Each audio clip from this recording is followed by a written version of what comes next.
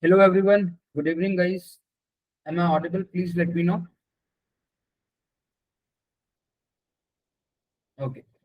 So I'm giving a quick recap of what we have done yesterday. Okay. So first of all, we have seen what Open Gaps is and why we use Open Gaps.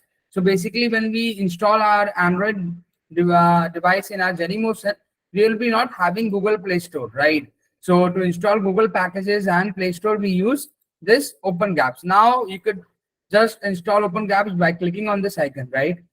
So this was about open gaps. Then we have seen what reverse engineering is. Okay. So basically reversing the process of the final product is known as reverse engineering, right? For example, this is an application and getting the source code.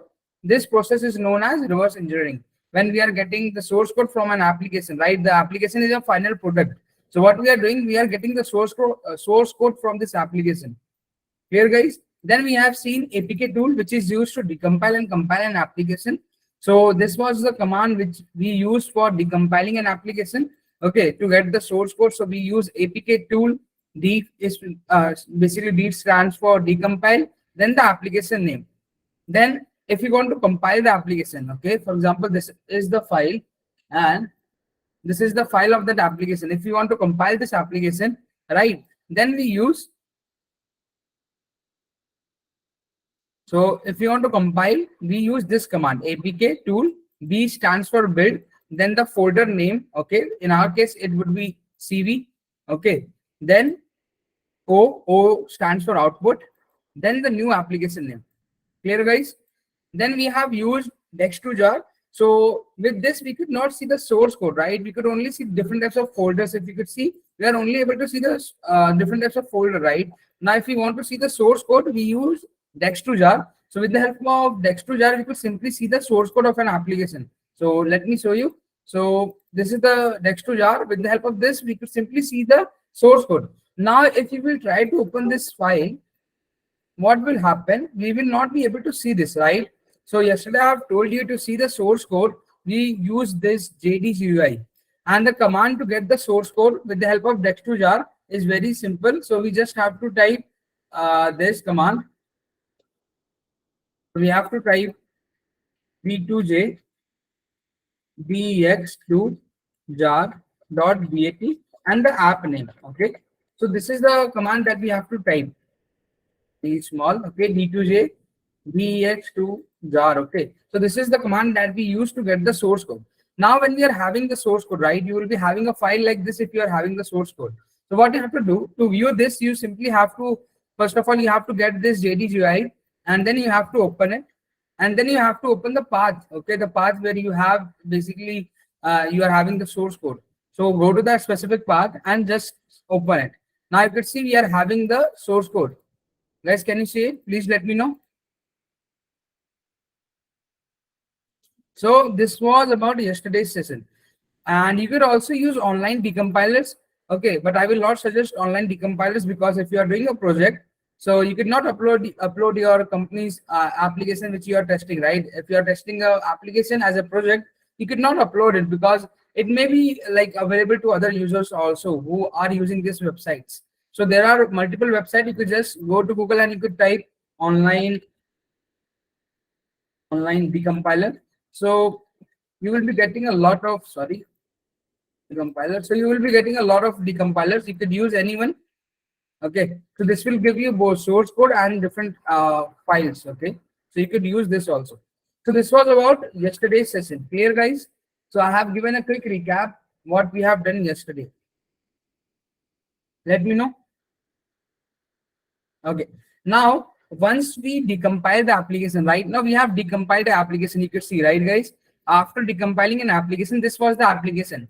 I decompile it with the help of APK tool. After decompiling this application, I will be having a folder like this.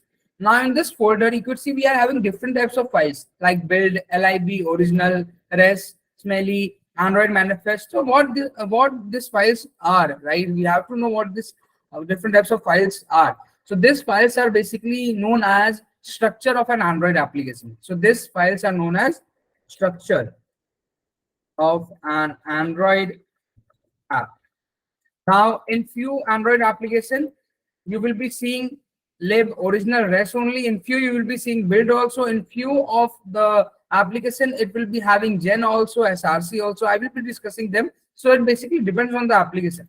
So let me discuss. So once you decompile an application, right? Once you decompile an application, you will be having a folder. So if you go inside this folder, you are having different types of files, right? And folders. So what you have to do, let me explain one by one. So the first one is lib. So you could see we are having this lib in this folder, right? So what this lib is, basically this lib contains all the libraries. So this is containing all the libraries which are used by the application, and these libraries are private library. Okay, these are private libraries.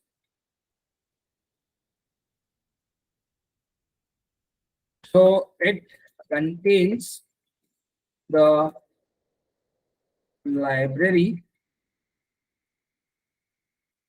which are used by the app.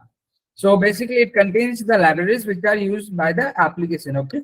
The next thing that we are able to see in this folder is res, right? So what this res stands for? So res basically stands for resources. Okay, so this res basically stands for resource. So this resource folder will have all the graphics, animation, text, picture, xml file, whatever we see in an Android device, right? For example, graphics, animation, text, picture, everything will be present in this specific folder itself. You could see, right? We are having an image. If you will go, we are able to see the layout. So all the things like your graphics, animation, text, pictures, and XML file are into in this directory. Clear, guys? We will be having it contains graphics, animation, text, picture, XML file, etc. So this type of things are inside this res folder. Now the next thing is metinf. So what this metinf is, can anyone tell me? Now if you will see one thing, guys, this specific folder is not present in this application, right? Now few application will have this, few application will not have this. Basically it depends on the application. Few will have this build, few will not have this build. So basically it depends. But this the one I'm explaining you right now, the structure of Android application, this are some major, like in few of the apps there will be all of them. In some there will be only resources, lib and smelly, right? But we have to understand every single thing, right? So the next thing is metinf. So what this is, basically this folder is containing all the digital certificate which is related to the application. For example, signing certificate, right? So all the things are inside this specific folder. So this folder contains all the digital certifications, or we could say certificate related to the application. Example for this could be signing certificate. So each certificate is having a each application is having a certificate. Okay, so every application that you are using is having a certificate. So all the certificate which is related to the application is in this specific folder. Now the next thing, the fourth one, which is SMELI, right? SMELLI, SMELI. So what this is, it is basically machine instructions. So this folder is having all the machines instruction. If you will go to this specific folder, you could see we are having different types of things, right? So all these things are basically machine instructions which are understood by our Delvic virtual machine. I have explained you what this Delvic virtual machine is, right? So this is understood by Delvic virtual machine. Clear, guys? Now the next thing is gen. So let us see if it is present. So gen is not present. Okay, so let me explain this. So this gen folder will basically contain all the journal libraries, right, which are used in the application. So this was basically containing all the private libraries, but this folder will contain all the normal common libraries or journal libraries, right? So it contains the general libraries which are used in the application. And the last one is SRC. So basically it contains the Java source code. So this folder is containing the Java source code. So the first one that we have seen is lib library. So this folder is having all the private libraries. The second one is resources. Basically, this folder is having graphics, text, picture, etc. The next one is METINF. This folder contains all the digital certificate which is related to the application. Then Smelly, basically this is all the machine instructions which are understood by a Delvec virtual machine. So let me write it down. It is machine instructions. Okay, understood by Delvec virtual machine. Okay. Then the Gen folder contains all the journal libraries which are used by the application, and SRC is having all the Java source code. So this was structure of an application, right? Now, if your application will have this lib, res, METINF. Now, if your application will not have this, it depends on the application, right? So this was about this structure of an Android application. Now, very important thing that I have not explained you is this Android manifest. You could see we are having this Android manifest. In every application, this will be present. Every application will be having this specific file and a Android manifest. And this is very important what this manifest is. So let me open this manifest. So this Android manifest is very important. So just focus on this, guys. So Android manifest. So we are doing analysis of Android manifest. So what is Android manifest? So this is an XML file. So this Android manifest file is basically an XML file. Okay. So this is an XML file if you could see. So .xml. So what this Android manifest XML file is, basically this is the main project file of an application. When an application is created, this file is also created because this is the main project file of an Android application, which is containing all the properties, requirements, components which are required by the application, right? So everything is inside this specific, we could say, file. So this is the main project file. In this specific file, you could also find the application package name. So you could see we are having the package name also, right? I've told you what a package name is. So you could see we are having the application package name is also there. So this Android manifest is basically the main project file of an Android application, which is having everything, like it is having properties, requirements, components, okay, permissions. So all these things are inside this specific Android manifest file. Now let me explain this. So things that we have to focus. So we have to focus on few things in this manifest. First of all, what we have to see package name. So when we are seeing an Android manifest, we have to see what the package name is. We have to analyze, we have to search for the package name. So this is the package name, right? This is the package name. Then what we have to do, we have to see the permissions, which permissions are given, right? For example, you could see it is given external storage permission, right? External storage permission. So this is dangerous permissions, right? So we should not give this type of permission. So we have to see the permission also, which type of permissions are given. So the second thing could be permissions. The next thing is flags. So in flags, we have basically two types of flags. So the first one is Android allow backup. And the second flag is, sorry, this is allow. And the second flag is Android, ANDROID, Android. Then this is debug. Okay. What are this? Let me see. Debug. Yeah, debug. Okay, so we are having this also. So we have to see this few things. So first of all, when we are basically using, when we are seeing Android manifest, first of all, we have to see the package name. Then we have to see the permission. Then we have to see these two specific flags, right? So we have to see these two specific flags, Android backup and Android debug. So what you have to do, simply you have to go to manifest and you have to see if this debug is true. If this is true, then this is a vulnerability. Okay.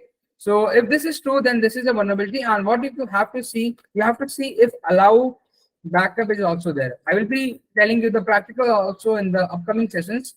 So you could see allow backup is also true. So we have to focus if these two things, allow backup and allow debug, is true, right? So if that is true, then we could basically exploit it. So these are low level vulnerabilities, but yeah, they are vulnerabilities. So this is one more thing that we have to focus on. Clear, everyone? Now the next thing that we have to focus on, and very important, components. So we have to focus on components. Now Android application, sorry, the manifest file has few things that we have to see in components. So the first thing is activity, then it is content provider, then it is broadcast receiver, and the last one is services. So these are the components. The first one is activity, activity, then content provider. Okay, then we are having broadcast receiver and services. So if you will go to this manifest file and if you will search for this specific thing, for example, activity, so you could see we are having activity, a lot of activities, right? So if these activities are also true, we could exploit this further also. And then we have to see content provider. You could simply type content and you could see this also. We are having content provider also. Then we have to see services. So manifest is having services also. We could see, right? So this is how we have to analyze this Android manifest. So we have to see basically few things. The first thing is that we have to focus on package name, what permissions are given to the application, are these two flags true, and we have to see components. Clear? So this was about this specific part, how to basically analyze our Android manifest.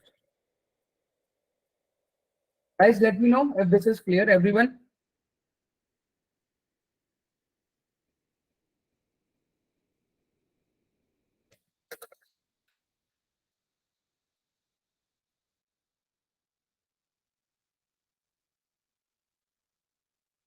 Now, the next thing that we are seeing is basically app signing.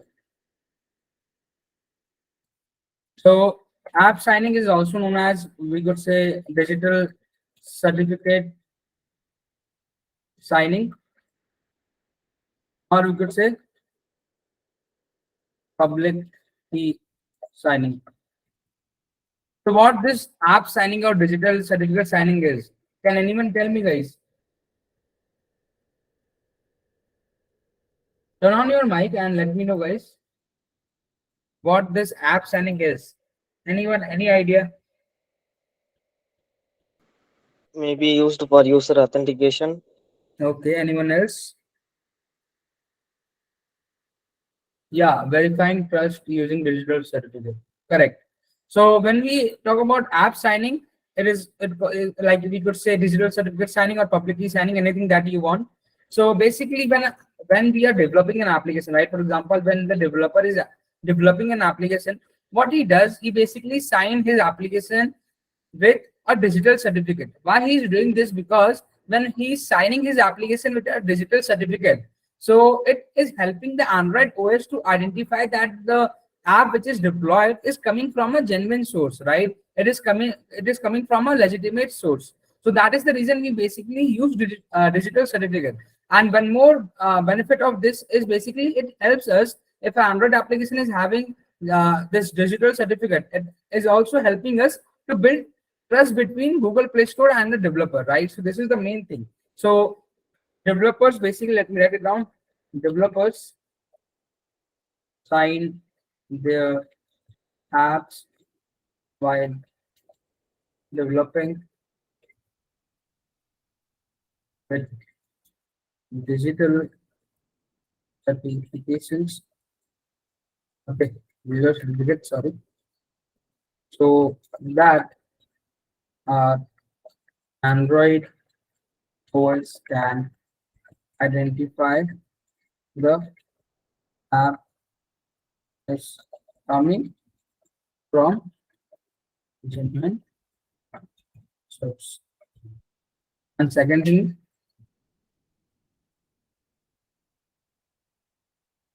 and the second thing is basically it is building trust between Google Play Store and developer. Clear, guys? So this is why we basically sign an application with the certificate. Now, encryption standard is used for signing application. Okay, so encryption standard is used to sign apps.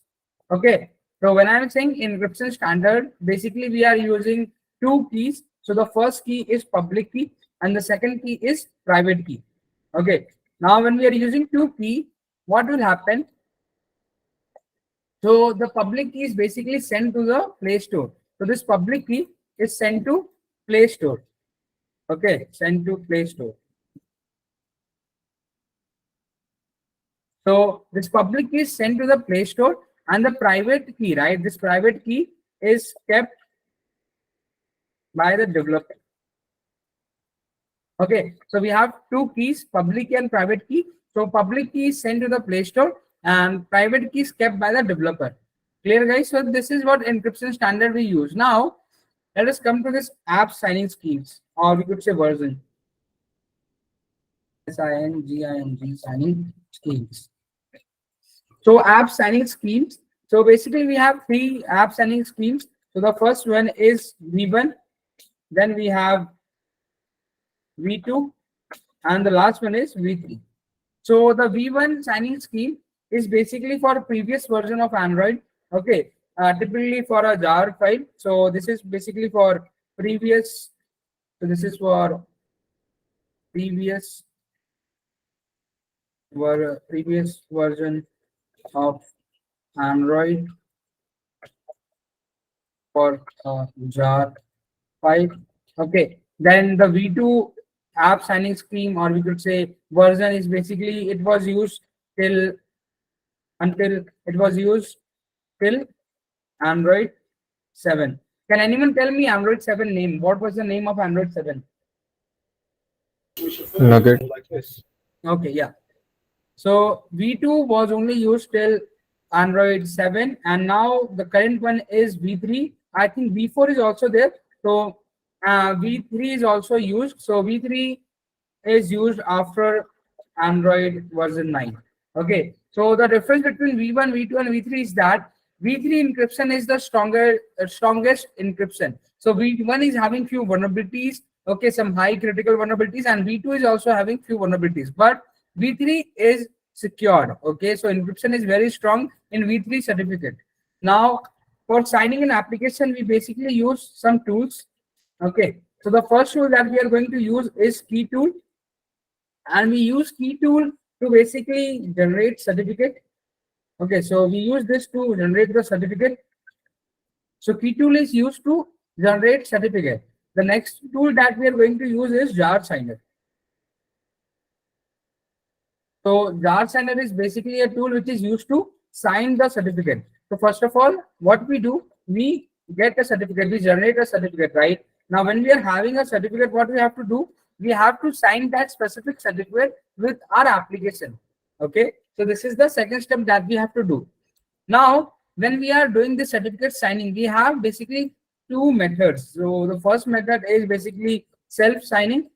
Okay, so this is the first method that we have. The second method is, we could say, Google Play signing.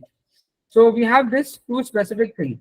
The first one is self-signing, and then we are having Google Play signing, right? So in today's session and in this course, we will be seeing the self-signing only. So self-signing could be done with the help of these two tools, or we could use an automation tool which is known as Uber. So Uber is also a tool that we could use for signing an application. Okay, so Uber APK signer. So this is also a tool which is used for signing an application. So you could simply download this from Google, go to Google and search it. So I will be giving the URL. So this is the URL. So this is Uber app signer. So you could simply sign an application. Okay, and installation is very simple. You just have to download its latest version, and you're ready to use. Okay, so this is what we have to use. You just have to grab the latest version and you have to click on this specific Uber app signer 1.3.0 jar, and you have to download it. Okay, so let me give this URL also.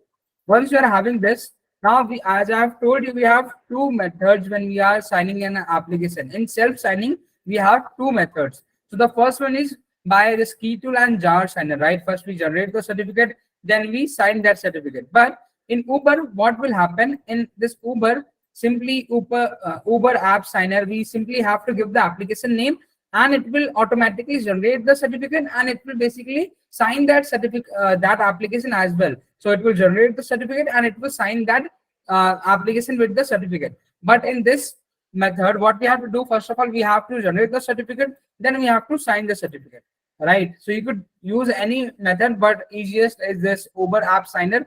So what you have to do, once you have downloaded this tool, right, what you have to do, you have to, let me show you.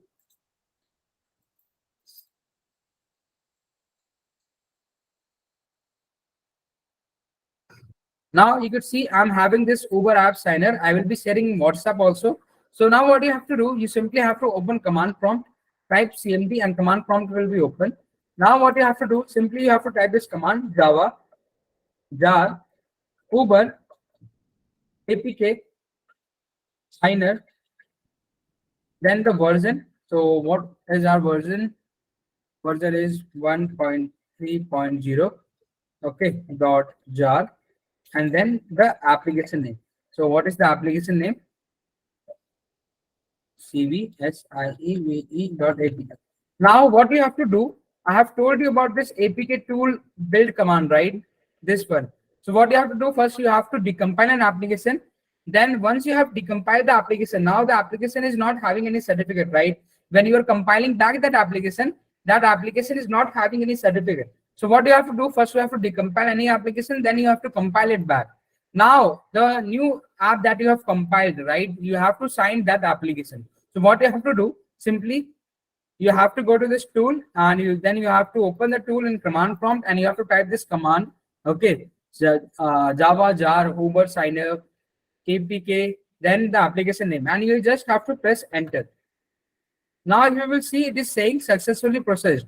App signed, okay, already signed. Why it is saying? Because this app is already signed, right? Now, once you compile the application back and then you do this, so at that time the application will be not signed. So when you do this, it will say application is signed, right? So this is how you could simply sign an application. So this is the easiest way to sign an application. Okay, let me paste this command. So this is the easiest way to sign an application. Now this was the easiest way. Now, right guys, now let us see this way, how to use key tool and jar signer. So let me show you how to use this. So first of all, we have to generate the certificate, right? For that, we have to use this key tool. So let me go to my Java. So what you have to do, you have to go to your C drive, then you have to go to your program files, then Java, then your Java JDK file, then you have to go in bin folder, and now what you have to do, you have to open CMD. Now if you will search here, you could see we are having this key tool. So key tool is already there in our Java JDK, right? It is already having key tool. Now what we have to do, we have to simply type this command, and the command is key tool, then gen p, v is for verbose. Okay, then we are simply typing p store. Okay, key store. Then we are giving, you have to give any name, you could give anything, right? I'm giving Asif, my name Asif1. Then I'm giving P store. Okay, you could give any name instead of this Asif. Okay, P store. Then you have to type alias. Okay, now you have to give any name. I'm again giving my name Asif1. Then you have to type P ALG. Then you have to type the encryption type RSA. Key size. Okay, you have to give the key size. So I'm giving 2048 is the key size. Now you have to give the validity. So the validity of the certificate, let me give it 10,000. Okay. So this 10,000 thousand is basically 27 years, right? Now what I have to do, I just have to press enter. Now it is asking for keystroke password, right? Keystroke password. So you could give any 8-digit password. So I'm giving this 1, 2, 3, 4, 5, 6, 7, 8. Press enter, re-enter. You have to give your name, anything you could give. Right now I'm just giving anything.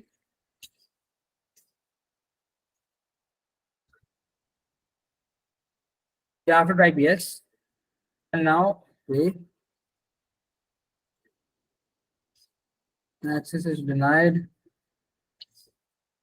Java tool Gen TV restore asif1 dot restore place asif grsa size validity 3000.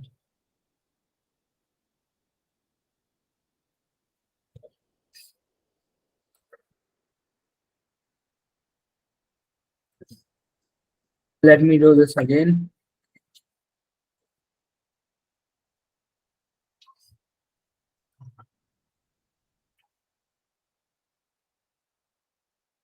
Access is denied. Let me open CMD from here. Let me go to bin, cd bin. Okay.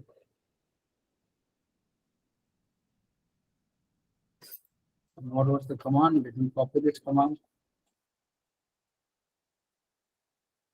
So I have to type the command one more time. So let me type. So key tool gen key store asif1 dot key store alias asif1 elag rsa key size 2048 validity 10,000.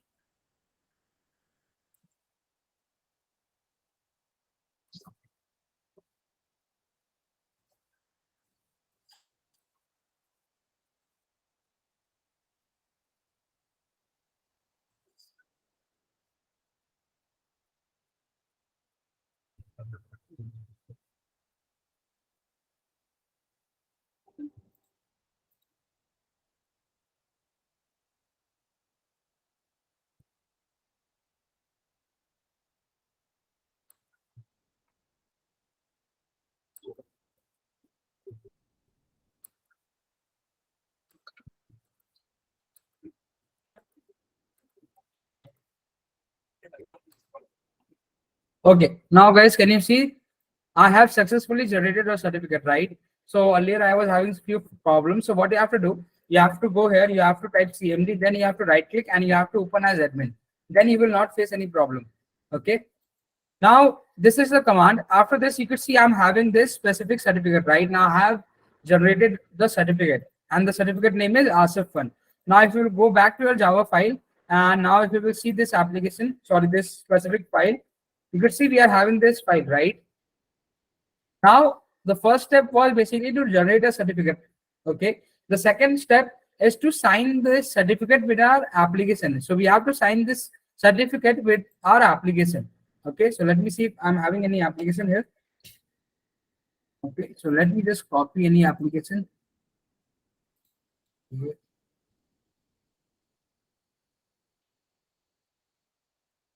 So I will be using this application. So let me copy this command first of all.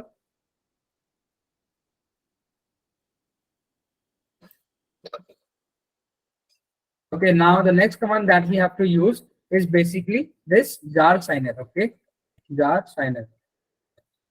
Now, first of all, we have to type jar signer. Okay, then we have to type verbose, then SIGALG, then SHA1. Okay, with RSA. Then we have to type DIGESPELG, then SHA1. We could use 2 also, but I'm using 1. Then you could use key store. Okay, now in this, what you have to do, you have to give the name that you have already given, the key store that you have created, right? So the name was Asif1 dot key store. Then what you have to do, you have to give the application name. So what is the application name? Let me check the application name. Okay, SIEVE dot APK. So this is the application name, right? The application that we want to cite. So let me copy this. Just let me copy this command and let me open this.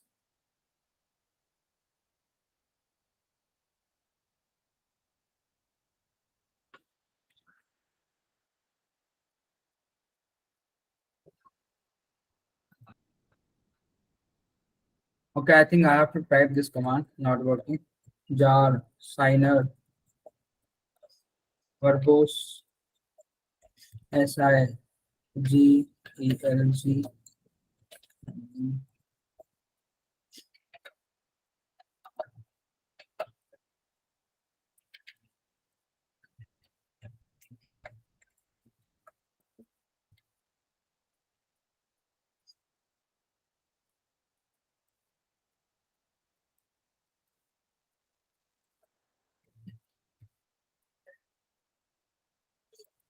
Let me press enter.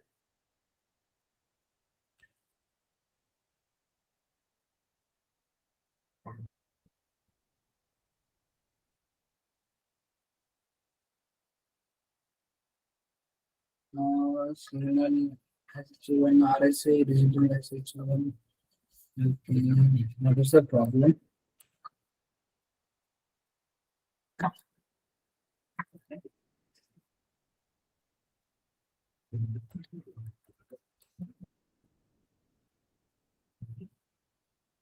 Just a minute, guys.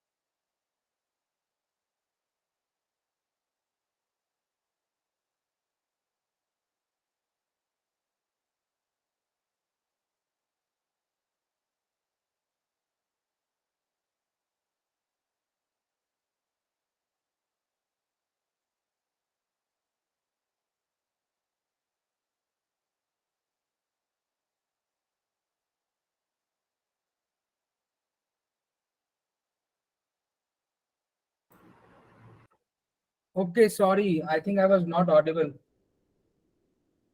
Sorry. Can you tell me from where I was not audible? Please let me know so I could give a quick recap. Guys,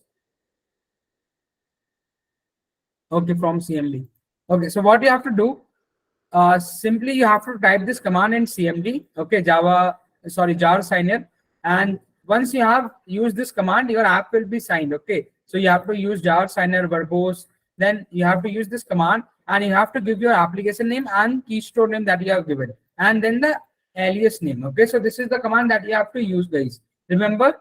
So first of all, you have to generate the certificate, then you have to use this command, okay, to sign that application. So this is one way. Second way is with the help of this Uber signer. Clear, guys? Let me know everyone one by one. Is this clear? App signing. Yes, sir. Okay, so app signing is very important. So we have seen how to sign application with the help of key tool and jar signer, and also how to sign application with the help of Uber app signer. Okay, guys, let me know if anyone is having any doubts. So tomorrow we'll be seeing code obfuscation and debug detection, how to like basically how to do static and dynamic analysis. Let me know. So this is all for today. Anyone, if you are having any questions, just let me know.